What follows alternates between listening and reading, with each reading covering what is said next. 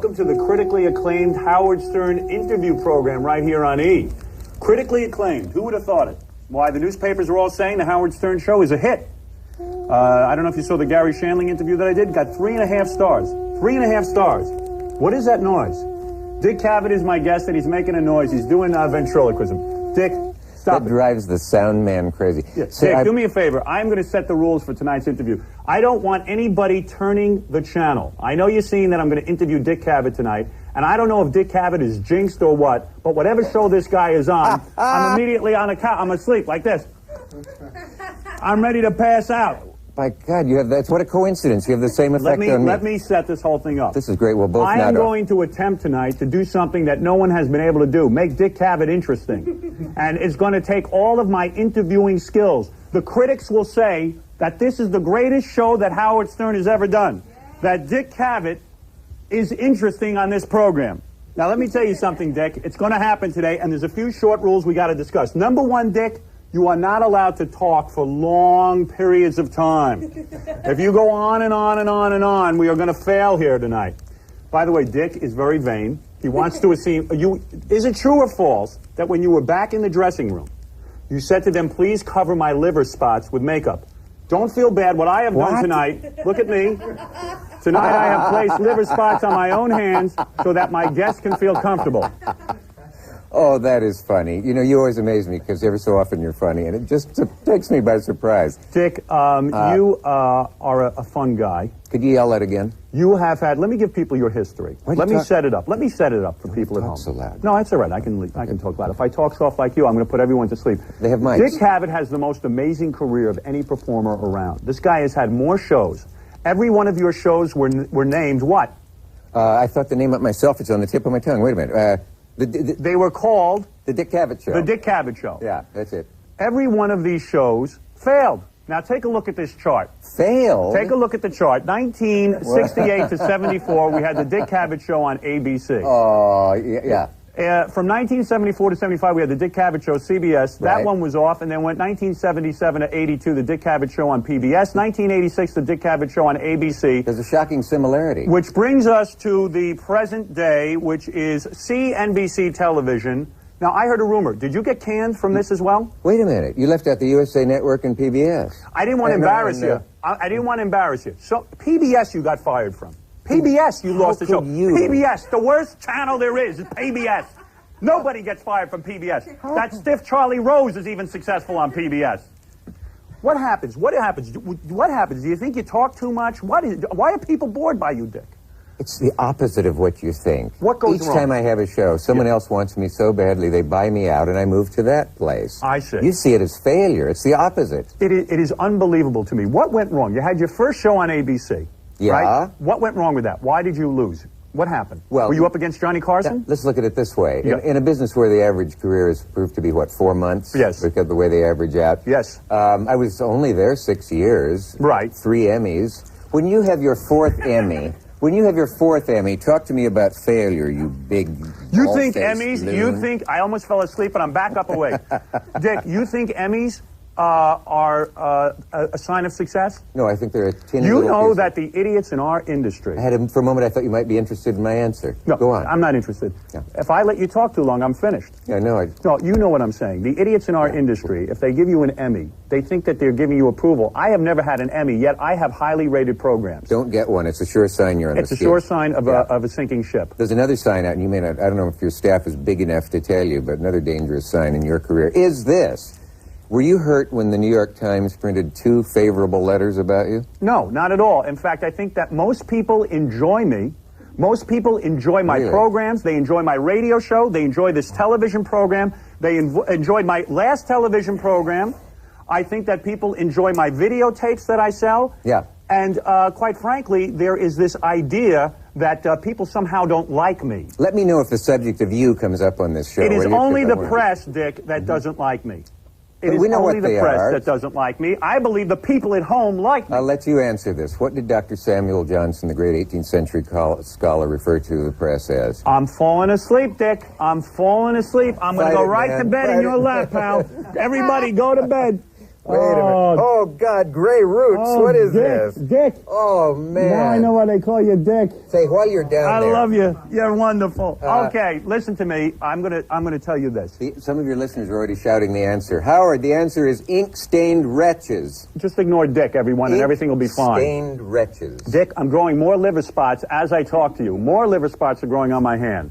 Dick, tell the truth now. Reveal to our audience at home. God. Your new show on CNBC, the cable NBC channel, has been canceled. You've been replaced by Tom Snyder. Is that true or false? Did you get these from Mount Palomar? Dick, is that true or false? What's that? I forgot. I wasn't listening. CNBC canceled? Your TV show on CNBC, has it been canceled? Who knows this? Has it been canceled? Not that I know of. I heard that Tom Snyder is replacing you, that he's a friend of the owners of CNBC, and that he is taking over your show. If you get canceled by CNBC, this will be unbelievable. Nobody gets canceled by CNBC. This is a cable channel nobody watches. They don't even care if anybody watches it. This will be the greatest failure of your life, Dick. It'll be the greatest failure of your life. All right, I tell you what, let me take a short break. Let me take a short break. I'm going to mess your hair up and people can see how bald you are. And we're going to come back and I'm going to make Dick Cavett interesting. I'm really going to get into his career. And we're going to talk about his mental illness. Are you a mental patient, Dick? Are you a mental patient? Admit to the people at home you're a mental patient. We're going to talk about Dick's mental illness when we get back.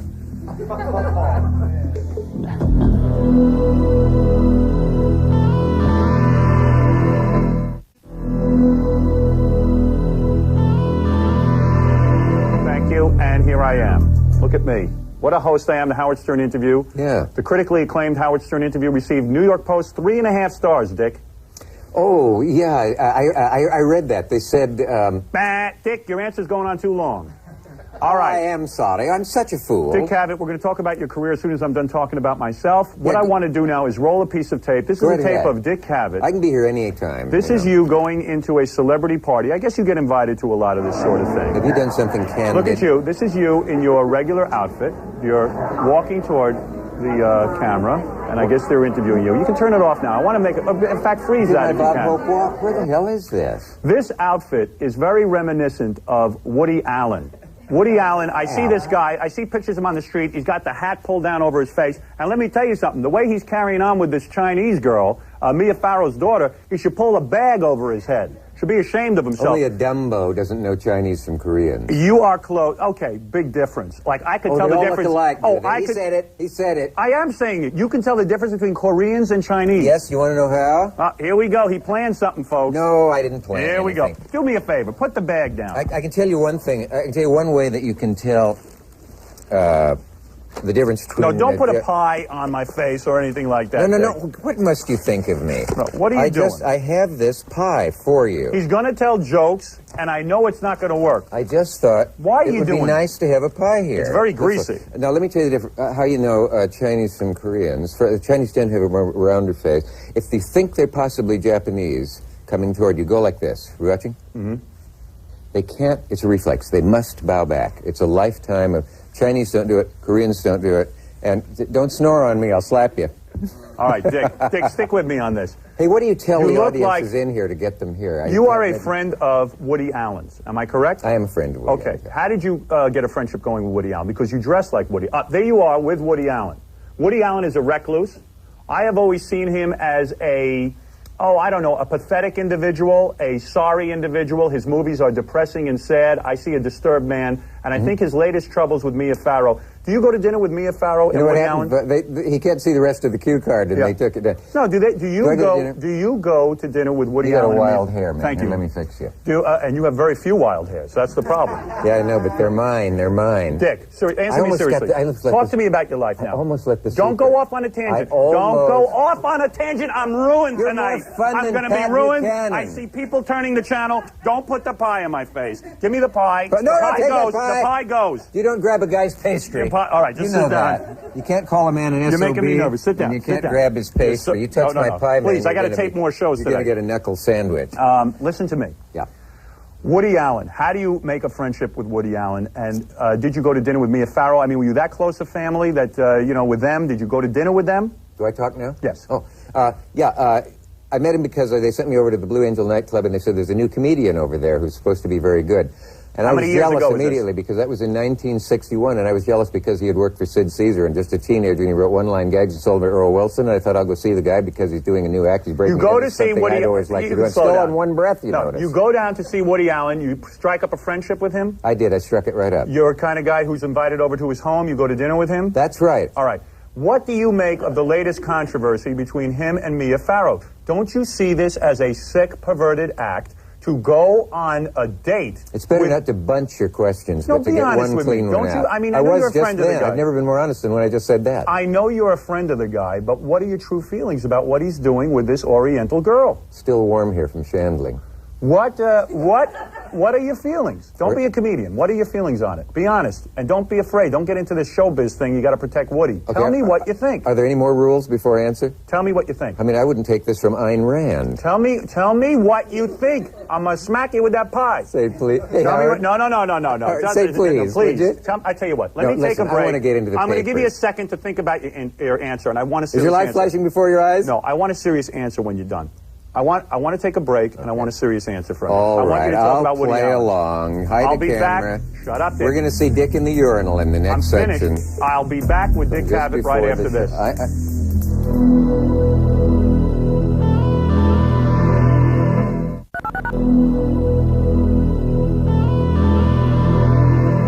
I am sitting here with Dick Cavett. Dick Cavett, don't tune away. Dick Cavett's going to be real interesting right now. The fact that I'm here doesn't mean you have to tune out, right? You agreed with me during the commercial that you allow me to ask you a couple of questions. I want answers, but think about, the people at home. They want to hear some sprite answers. Okay, Go otherwise... to you'll Woody be- Allen. Tell me if this is a close friend of yours, right? Woody Yeah, Allen. Yeah. What are you thinking about his whole situation? A, do you think he's a child molester? No. You do not? No. Did he ever try to molest you? I once said... When you were young? 3 years ago when Do I you was think a he child. rubbed suntan lotion on his young daughter? You know, I talked about this for 20 minutes once on CBS, and the only thing they picked was the idea of child molesting would be as abhorrent to him as kissing Pat Buchanan on the mouth. Have you ever kissed Pat Buchanan on the mouth? I have Dick, be no honest. lawyer with me. I Dick? want my lawyer. Did you... A ghastly image, though. have you talked to Woody about the controversy? Sure. You have? Yeah. And did you know he was falling out of love with Mia Farrow? Well, when we were talking, the first thing he said was, be sure to tell anything I tell you to Howard Stern. when you Did go Woody on Allen stage. ever mention me to you? Because Has Woody Allen ever talked to you he's about me? pulled every string to get on here. Has Woody Allen ever spoken to you about me? Yes. He has. Yeah. What did he say about me? I'm dying of curiosity. Please. You know, down deep, Howard, despite everything everybody sees in you, I like you. And if I told you, I What hate did to he put do? a strain on our friendship. No, that's okay. I'll Tell tell me you honest during with the me. break, and if we come back here... No, I want you to be honest with me and my audience. No, Tell 'cause me I don't what Woody said. I don't want the audience to see you lacrimate on No, camera. tell me. Please tell me. Come on, this is fascinating. Well, I said to him, Howard's the only guy I know who can use the words booger and metamorphose in the same sentence. No, come on. You did that this morning on your show, by the way. That is correct. So I had to use different words. Did Woody But, talk to you about me? Yeah. And how did I come up in conversation? I think I brought you up. Okay. And he had heard of me? And I think his words were, Be honest. Cavett. He's a moron, isn't he? Did he say he's a moron? No, I'm sorry. Did he say that? No, he said idiot. Did he say I was an idiot? Yeah. He thought I was an idiot. Yeah. Well, hey, let me tell you something about Woody Allen. I'll tell you one thing. I don't suntan lotion my kids, and I certainly don't date my wife's daughter. I certainly don't do that. And I tell you what, if I'm an idiot, God bless me, because I'm a great idiot. Does my name ring a bell? I was here. Did he really say Hey, that? I love your Was that the set. end of the discussion? This looks like Don King's mistress's room, doesn't it? What did you say to him? Have you ever said to him, I don't approve or I don't think it's right to date Mia Farrow's daughter? I'm not a moral preceptor. So you don't even comment on it. Do you personally think that that's a little peculiar? When Woody called, I said, I guess I called him, and I said, we're tension probably hurts, he says, in the gut. He said, it's sort of like life at the epicenter. Mm-hmm. And then he said, I told him I was coming on here, and he said, ask him if Howard knows about the two bald guys who put their heads together and made an ass of themselves. No, now you're doing shtick, and I'm gonna tell you that's lethal for me. The show gonna fail if you're gonna do shtick. You start making jokes. Dick was a joke writer for Jack Parr. Jack Parr lasted 3 seasons. That was the end of it. Right? Is that one of the jokes you wrote for Jack Parr? You in spite of yourself. I mean, this Dick, he's got. I might as well take a gun to my head. Dick, I'm trying to make it interesting. What you do resembles And you got some interesting information, but you just got to be frank, and you got to stop trying to make jokes. Now listen, I'm speaking. Did you or did you not ever go out with Mia Farrow and Woody Allen? Yes. Conversation requires a pause on the part of the speaker. Did you go out with them to dinner? Ever? Not to dinner, no. Have you ever gone to dinner with Soon Yi, Woody Allen's Korean girlfriend? I have not. You have not. Have you met Soon Yi? I think I did some years Were you ago. aware they were dating? I once met them, all the kids at once. They were all the kids. Don't you think it's odd that this guy is dating her daughter?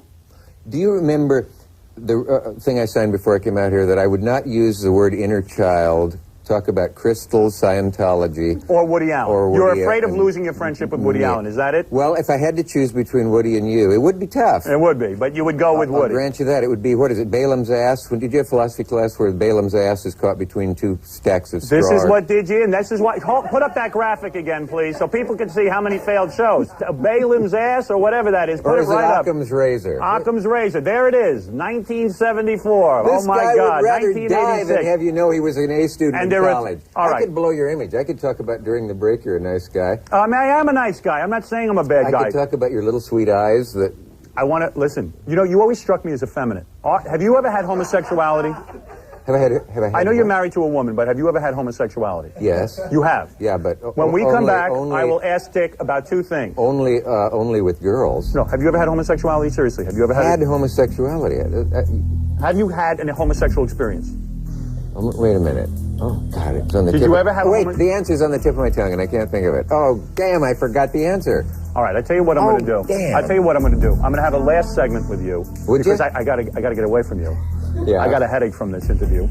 What I am going to do is come back and talk to you about the fact that you are a mental patient. Shall I ask you a question that Catholics find embarrassing when we come back? When we come back, you can ask me that. We'll off the split air. the pie. When the show is over, you'll ask me that. No. Dick Cavett will be interesting when we get back. Everyone will be talking about it.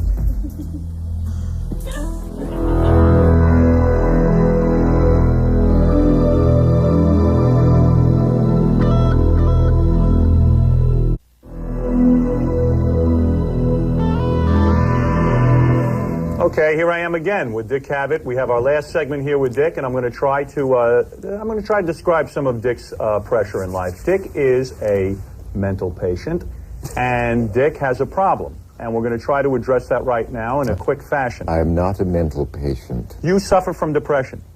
Not at the moment, although you're doing a little bit to trigger it, but go ahead. Are you depressed because you have to go around explaining to people why so many of your shows were canceled? Is that the problem? What do you mean you're depressed? What do you have to be depressed about? That would be the jackass view. You are, thank you. No, depression is you know very well that it's an ailment that you can get like the flu or other things like that. It has to do with brain chemistry. And it can come over anyone. Barbara Bush had it. All right, so you get depressed and you go what? And you go to a mental hospital and they what? They smoke your brain, they put you on a table and hook you up to electrodes? Is that what they do to you? What do they do to you to get you out of your depression? Where would you get a silly idea like that? Isn't there such a thing as electroshock therapy? Yeah. Have you experienced electroshock therapy? You and others have given it a bad name. Oh, I've given that a bad name. Let me tell you something. Never. If you have any brains, if you are smart, do not let them hook you up to electrodes. This has got to be the stupidest idea. Where in God's name do they hook people up to electrodes? I know people who've had this done. They're never the same. Where do they ask the question and then answer it themselves? Are you a fan of electroshock therapy? I don't want everybody doing it just for fun. Don't try it at home. You go to a hospital and have this done? It's a very clean and quick technique, Howard, and it wouldn't hurt you. You wouldn't be sopping. I pictured Dick somewhere in a mental institution, naked, rocking back and forth in his own feces. I just see that image of Dick. Well, they weren't my own. And you go to this hospital. Yeah. You go to a hospital, right? It's so funny to see you try to be serious.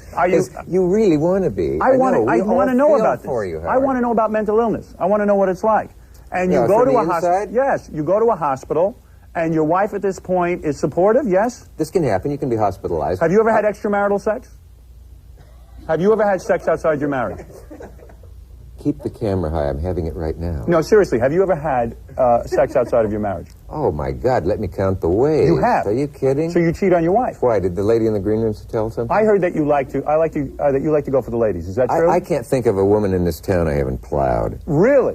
Well, that's unbelievable. You Well, there's a revelation for sure. Yeah, I threw Kate Smith a hump once. So and were you, when you were depressed, did you try other kinds of drugs? Did you try marijuana? Did you try hash? Did you try hash oil? Did you try LSD? Did you try any type of hallucinogen? Did you try mushrooms? Did you try anything along those lines? And that's why I say, when you're smiling... No, seriously, did you ever try any I've had some of the things you mentioned. Yeah, I had, in fact, a pharmacopoeia of things shoved into my person. Have you ever done cocaine? Cocaine, no. Yeah, once outside the city limits, of course, and with William Buckley on a boat where it was totally legal. And it was nothing. The old proboscis pralines do nothing for me. You've tried cocaine? Oh, God, yeah, it was a big disaster. And it didn't work? I told things I shouldn't have told. And you, when you did this cocaine, you were where, at a party? I sucked some up my nose once, like a fool. Only one nostril, though, in case I run for president. Okay. And where were you, at a party? I was in a Florida bathroom. You were in a Florida bathroom? But not a public one. Why were you in a Florida bathroom? Somebody gave me this stuff. They told me that's what it was. I thought, really great. I rolled up some Monopoly money. I didn't even use real money. And I tried it, and I felt like maybe I'd had a teaspoon of coffee, and I thought, this is for... You know, I think that's the expression. Why do you insist on using foul language around me? I'm the one being clean. I don't know. Everybody wants to be dirty. I'm sorry. I had to bleep out the S word there. You bring it out in others. So no, I was using in the generic sense, not in don't use that word. I'm ruined from you. You finally get interesting and you use a foul word. This is the story of your life. You finally get interesting and you use a foul word. We're learning something about your cocaine. We're learning something about the fact that you're a mental patient. You know what? I think he's still a mental patient. When you get another... Here's a guy. I finally get into a story with him. I finally let him talk. And what happens? The guy uses the S word. I've had it with you. Don't do that to me. Don't do that. I got a bad back. Attacks of mental diarrhea. All right, you know what? I've had it with you. Dick Cavett, I want to thank you for joining me tonight. No, this is the end of the show. I've had enough. No pie. Put it down. Dick, I want to say thank you for coming. Are they on? Get rid of that. Okay. I want to say thank you for coming on. You were so interesting, I can't believe it. Good night. Dick, you were fascinating. I got him worried. I was, wasn't I? Howard, you were never funny. You were so fascinating. Does anybody have a bed so I can sleep? Dick Cavett, everyone. Everyone, thank you.